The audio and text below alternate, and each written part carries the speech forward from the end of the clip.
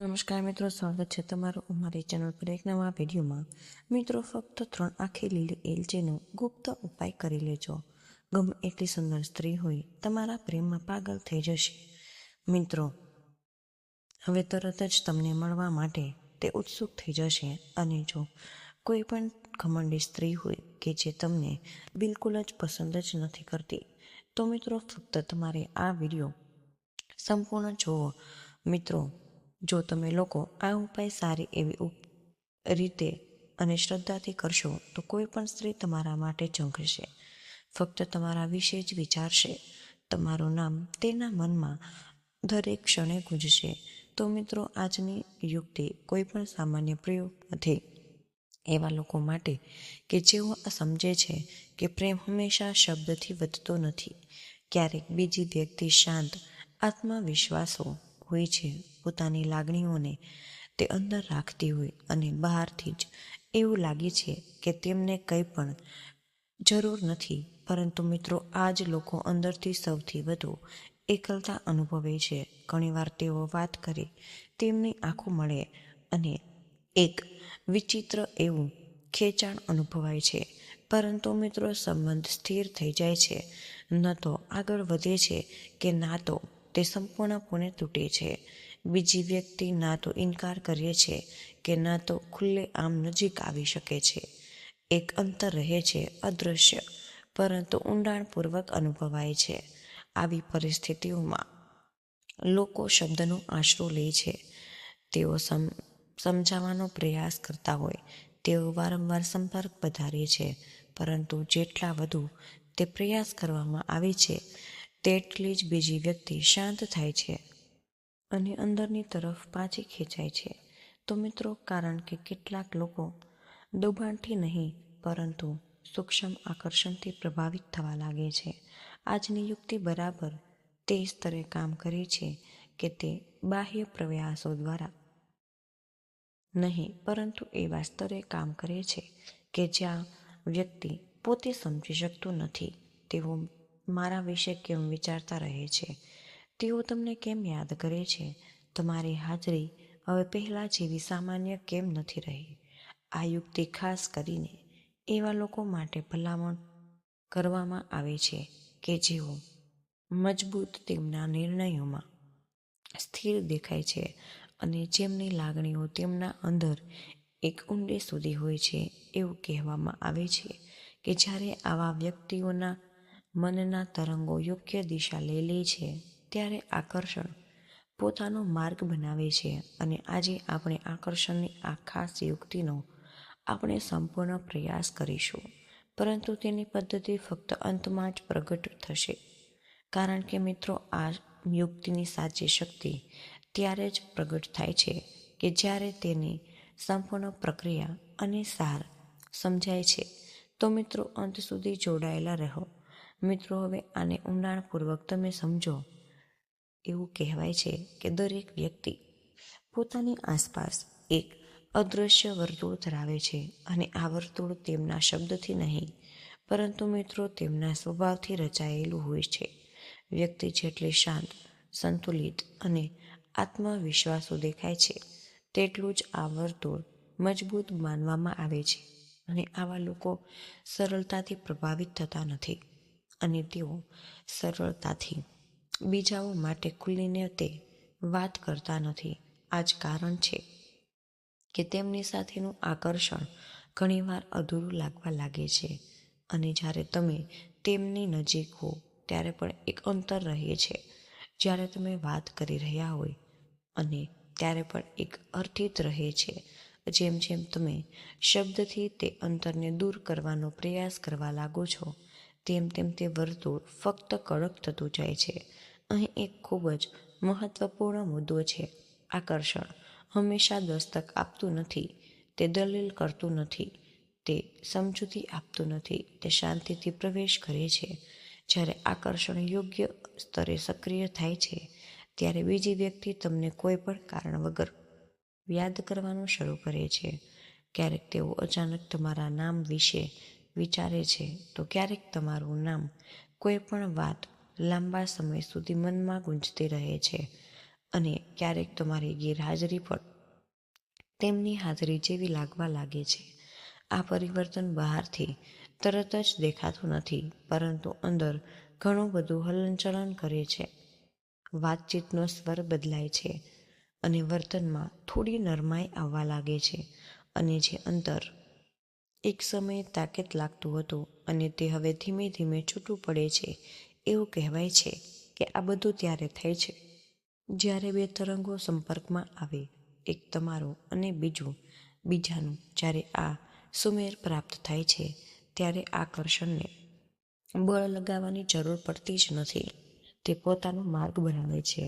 તેથી જ પ્રાચીન માન્યતાઓ ચોક્કસ એક ખાસ એવું માધ્યમોની વાત કરે છે, અને એવા માધ્યમોમાં કે જે શબ્દ સાથે નહીં, પરંતુ તેમની હાજરી સાથે કામ કરે, જે આકર્ષણના તરંગોને વિખેરાઈ જવા દેતા નથી, પરંતુ તેમને દિશા આપી જાય છે. પરંતુ મિત્રો, ધ્યાનમાં રાખો કે બધું જ આવું કરી શકતું નથી. બધું જ આ સ્તરની અસર બતાવતું નથી, પરંતુ ફક્ત થોડા જ સામાન્ય દેખાતા તત્વ મન, યાદશક્તિ અને લાગણીઓને સીધી અસર કરવાની ક્ષમતા ધરાવી જાય છે. તો મિત્રો, હવે ધ્યાનથી તમે સાંભળો. આ તે સ્થાન છે કે જ્યાં આ યુક્તિ તેના નિર્ણાયક વળાંકમાં પ્રવેશ કરે છે. એવું કહેવાય છે કે આકર્ષણ એ માત્ર એક લાગણી નથી, તે સમય સાથે પણ જોડાયેલું છે. ખોટા સમય કરવામાં આવેલ યોગ્ય કાર્ય પણ કામ કરે છે. મિત્રો, યોગ્ય સમયે કરવામાં આવેલું એક નાનું એવું કાર્ય પરિસ્થિતિને સંપૂર્ણપણે બદલી પણ શકે છે. તેથી જ પ્રાચીન સમયમાં આકર્ષણ સંબંધિત ઉપાયો હંમેશા સમય સાથે જોડાયેલા હોય છે. દિવસ અને રાત્રિના શાંત કલાકોને પોતાનો અર્થ હોય છે. જ્યારે દિવસનો ઘસારો ઓછો થાય છે, જ્યારે બાહ્ય અવાજો ઓછા થવા લાગે છે, અને જ્યારે મન અંદરથી વધુ સાંભળવાનું શરૂ કરી દે છે, ત્યારે આકર્ષણના તરંગોને સૌથી મજબૂત માનવામાં આવે છે. એવું કહેવાય છે કે રાત્રિનો સમય મન અને સ્મૃતિ માટે સૌથી સંવેદનશીલ સમય છે, અને આ સમય દરમિયાન જે પણ લાગણી સક્રિય થાય છે તે સીધી આંતરિક અસ્તિત્વમાં ડૂબી જાય છે. એટલા માટે જ આ ધાર્મિક વિધિ માટે એક ચોક્કસ દિવસ પસંદ કરવામાં આવે છે, અને તે દિવસનો એક ચોક્કસ સમય. આ સમય જ્યારે પણ કરવામાં આવે છે, ત્યારે બીજી વ્યક્તિના મનમાં તમારી છબી જીવંત બની જાય છે. તેઓ તમારી યાદ કર્યા વિના નથી રહી શકતા, અને તેઓ તમારી ગેરહાજરી સ્પષ્ટપણે અનુભવે છે. અને મિત્રો, તેઓ જે અંતર માટે ટેવાયેલા હોય છે તે પીડાદાયક લાગવા લાગે છે. અત્યાર સુધીમાં તમારે સમજવું જોઈએ કે આ ધાર્મિક વિધિ ન તો ઉતાવળમાં કરવામાં આવે છે, ના તો તે દંભી કે સંપૂર્ણપણે, પણ ચોક્કસ સમયે અને ચોક્કસ ક્ષણ અને ખૂબ જ સરળ પદ્ધતિ પર આધાર રાખે છે. અને હવે તે બિંદુ આવે છે કે જે આ સમગ્ર આકર્ષણને તેનું સાચું સ્વરૂપ લઈ લે છે, કારણ કે અહીં ફક્ત લાગણીઓ જ નહીં, પણ સમય પણ બોલે છે.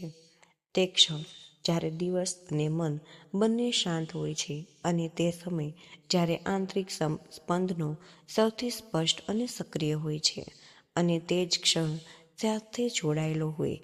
એક સરળ વસ્તુ દેખાતી હોવા છતાં આ વિધિ કંઈ પણ ધાર્મિક વિધિથી કરવામાં આવે છે તેની ચર્ચા પરંપરાઓમાં મોટા ભાગે થાય છે. અને એવું કહેવામાં આવે છે કે જ્યારે પણ યોગ્ય દિવસ, યોગ્ય સમય અને તે સરળ વસ્તુ એકસાથે આવે છે, ત્યારે મિત્રો, આકર્ષણને કોઈ પ્રયત્નની જરૂર નથી. તે પોતાનો માર્ગ શોધી લે.